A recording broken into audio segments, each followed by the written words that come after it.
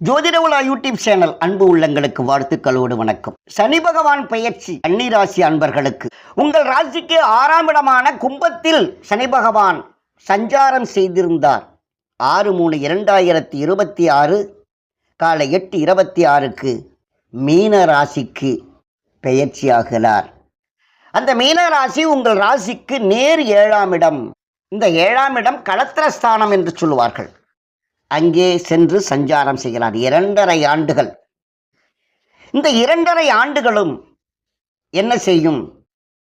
குடும்ப ஒற்றுமையை கொஞ்சம் பாதிக்கும், குடும்பத்தில் சலசலப்பு கொடுக்கும், குடும்ப பிரச்சனைகள் கொஞ்சம் மேலோங்கும். இதையெல்லாம் சமாளிக்கக்கூடிய சூழ்நிலை இந்த 2.5 ஆண்டுகள் உங்களுக்கு இருக்கிறது. விட்டு கொடுத்து செல்லுங்கள், கெட்டு போக மாட்டீர்கள்.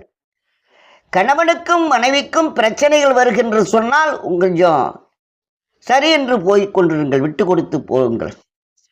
குடும்ப கஷ்டங்கள் வருகிறது என்று சொன்னால் இந்த கஷ்டத்தை நீங்கள் 2 பேருமே கஷ்டத்தை நினைத்து சரிகட்டி செல்ல வேண்டும். இப்படி செய்தால் எக்காரணத்தை கொண்டு இந்த கண்டக சனியிலிருந்து நம்மை காப்பாற்றிக் கொள்ளலாம். இந்த கண்டக சனி என்பது முழுக்க நண்பர்களால் பிரச்சனைகள், குடும்பத்தால் பிரச்சனைகள், இதையெல்லாம் கொடுக்கும். நண்பர்களிடம் பழகின்ற பொழுது ஜாக்கிரதையாக பழக வேண்டும். கொடுக்கல் வாங்கின போது நண்பர்கள் வாங்கி கொண்டால் கொடுக்க மாட்டார்கள். நண்பர்களிடம் நீங்கள் வாங்கினால் உங்களால் கொடுக்க முடியாது. அப்போ அசிங்கம் தானே, நமக்கு கொஞ்சம் அச்சப்பட வேண்டிய சூழ்நிலை வந்துருமே இல்லை. ஆகையினால் நண்பர்களாக இருந்தாலும் உறவினராக இருந்தாலும் கொஞ்சம் ஜாக்கிரதையாக பழகக்கூடிய ஒரு சூழ்நிலை இந்த கண்டக சனியிலே இருக்கிறது. சனி பகவான் நின்ற இடத்திலிருந்து 3ஆம் பார்வையாக கன்னிக்கு 9ஆம் இடத்தை பார்க்கிறார். அதாவது பொருளாதாரம், பாக்கியஸ்தானம் கொஞ்சம் கம்மிப்படும். என்ன, சனி பகவான் பார்வையும் அமர்வதும் கொஞ்சம் நன்றாக இருக்காது. அதன் பிறகு அவர் 10ஆம் பார்வையாக தனுசை பார்க்கிறார். கன்னிக்கு 4ஆம் பாதை சுகஸ்தானம், சுகமும் கெடுக்கும். இப்படியெல்லாம் இருக்கிறதே என்று நீங்கள் வேதனைப்படக்கூடாது. துணிவோடு இருங்கள், மகிழ்வோடு இருங்கள். 2.5 ஆண்டுகள் ஓடிவிடும். இதை ஓடச் செல்ல வேண்டும் என்று சொன்னால், இந்த அவஸ்தையில் இருந்து நாம் மீள வேண்டும் என்று சொன்னால் ஆன்மீகம்தான். பரிகாரம் என்பது கிடையாது, வழிபாடு.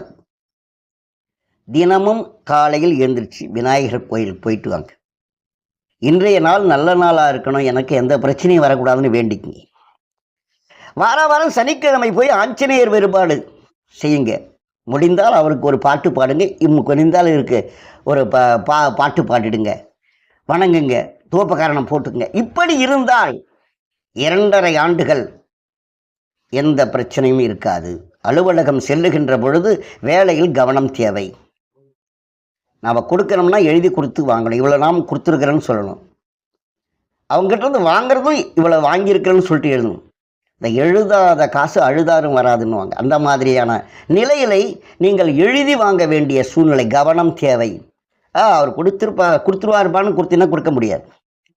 சரி, நீங்கள் இப்போ கொஞ்சம் பணம் கொடுக்குறாங்கன்னா எண்ணி வாங்கணும். எண்ணாமலே வாங்கிட்டோம்னா குறைஞ்சி போச்சுன்னு சொன்னோம்னா அவங்க தப்பாக நினச்சிருவாங்க. அவங்க எதிர்க்கே எண்ணி வாங்கணும், எண்ணி கொடுக்கணும். இதுதான் எண்ணி நாம் செய்யணும். ஆன்மீகம் நமக்கு கை கொடுக்கும். பயப்பட வேண்டிய அவசியம் கிடையாது. நம்புங்கள், நல்லதே நடக்கும். வணக்கம்.